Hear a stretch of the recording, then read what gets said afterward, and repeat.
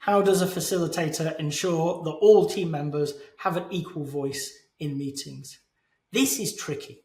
Let's be honest here. We've always got people who don't like talking and people who love the sound of their own voice. How do we balance it? How do we make sure that everybody has the opportunity to talk when they want to? Hi, my name's John McFadgen. I'm a certified Scrum trainer with Scrum Alliance. I'm the managing partner at Agile Centre, and I've been in the Agile and Scrum community for over 20 years now. Equal voice is an interesting one. Lots of surveys have been done off the back of Google's Project Aristotle, I think it was, bringing this idea of equal voice up out into the open. How do we ensure that everybody in the team can talk if they choose? And if they choose is an important part of it. Because we know people in teams have ideas, and some teams have stronger personalities, shall we say, and less dominant personalities. And it's not good or bad, it just is.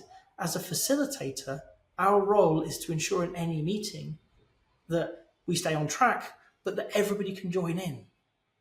How is it that we create equal voice? How is it that we give those who aren't necessarily going to put themselves forwards the opportunity to be involved?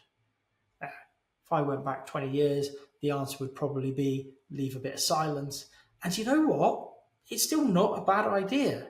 But if we've got people who like talking, you've got to manage them as much as getting people to talk. And I'm a big fan of using lots of techniques that allow people to explore in the space that they're comfortable with. So you might use 1, 2, 4 all from Liberating Structures, a technique where people start off just brainstorming, just thinking through the problem on their own, and then they pair up, and then those pairs pair up, and then everybody comes back together. And that way, the people who are quieter, who are shyer, who are more introverted, or who just aren't feeling it today, let's be honest, sometimes that's all it is, they can do their thinking, they can put it down, they can explain it to one other person in relative safety. And if that's it, they've not got energy, they don't want to be, put themselves any more forward, the other person can take that conversation forwards on their behalf. And this can be a really interesting way of doing things. You can break people down and get them thinking on their own or in pairs or in threes. It doesn't all have to be together. Creating equal voice in a town hall setting where one person's talking and lots of people are listening and maybe they're taking turns, that's really difficult. Because as a facilitator, you may not understand whether what they're talking about still makes sense. Of course, you can ask. And in fact, if you're in that situation and you don't ask, please do. Because if it's not making sense, the other people listening are probably wondering what you're doing for your living. Okay? So check in with them, absolutely. But it's still hard because not everybody wants to talk. Certainly not out loud to lots of people. I remember as a developer, if you'd asked me to talk publicly to a room full of people, the answer would have been no. And if you insisted, as one of my former directors did, the answer would still be no, but you'd be upset with me. I hadn't changed my answer. I still wasn't going to speak in front of a room full of people.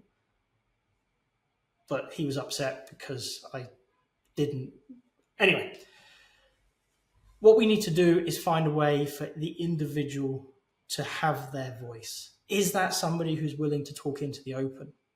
Is that somebody who's much quieter, more reserved, less willing, less able to speak up? How do we create those? Very often this requires facilitation in the moment, giving people an opportunity, offering it, and if they don't accept it, that's okay. If they accept it, that's okay. Okay? But also working with your team outside of the meetings. If you've got somebody who never voices an opinion in an open call, what's going on? What is it? Is it that they're shy? Is it that they've got a second job and they're just not admitting it? I don't know what it is. Have a chat. Okay? This isn't some formal thing. This is just me turning around and going, John, I've noticed you've been really quiet in the last few meetings. I just want to understand how we can get you engaged, what's going to work for you, and build your meetings going forwards with that learning in mind. Maybe, bless him, John is working from home and he's got a crying baby and he just doesn't want to come off mute. Okay, well, how can we close that gap? How can we get your ideas in without you coming off mute? Well, I'm happy to put it in chat. Awesome, let's do that. I'll keep an eye out. Let's let the team know and we'll call it out. It's not ideal, but I don't really want to hear screaming babies either. We can work with people. Facilitation is a very, very human approach. It's a very human skill set. It's about understanding the people you're working with, giving them the opportunities that they want to take, not the opportunities that you see as good, but that they see as good. And to do that, you have to work with the people. You have to work with them as a team, but also as individuals. Draw out the individual approaches, what people like, what they don't like. Okay? Have conversations with them, seek feedback after meetings. Because really, your job is to get people out of that meeting as quickly as possible with the best possible outcome.